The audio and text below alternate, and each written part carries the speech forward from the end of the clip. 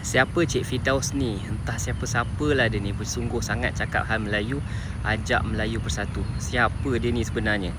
Tuan, saya ni orang biasa je. Saya kerja di TV per TV dan saya memang sedang bercakap dengan orang Melayu sebab saya nak ubah orang Melayu. Dan saya belajar satu perkara penting, iaitu labeling teori. Maksud labeling teori ialah, contohnya, kalau kita label anak kita sebagai anak yang nakal, lama-lama dia memang akan jadi nakal. Tapi kalau kita panggil dia anak yang soleh, anak yang baik, lama-lama dia akan hidup dengan label tersebut, melekat dalam kepala dia dan akan mengubah tindak tanduk dia menjadi anak yang baik, anak yang soleh. Dan sekarang ni saya nak tanya, dalam realiti masyarakat Melayu Islam hari ini, kita label diri kita sebagai apa? Adakah kita label diri kita sebagai bangsa yang pemalas, bangsa yang lemah, bangsa yang suka bergaduh, bangsa yang tak boleh maju? Dan kalau itu label yang kita ulang setiap hari, maka jangan pelik kalau itulah realiti yang terbentuk sekarang ni.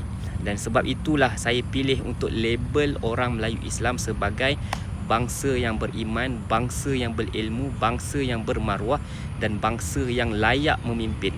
Ingat, naratif menentukan masa depan. Dan saya hanya buat satu perkara, saya tukar label tersebut, saya tukar cara fikir, saya tukar direction, hala tuju. Sebab kalau kita tak ubah naratif kita sendiri, tak ubah cara fikir kita, akhirnya orang lain yang masukkan label yang buruk kepada diri kita dan kita akan ikut naratif tersebut. Dan saya Muhammad Firdaus Salihuddin, saya buat video dan saya ajak anda untuk kita bangkitkan kesedaran Melayu Islam.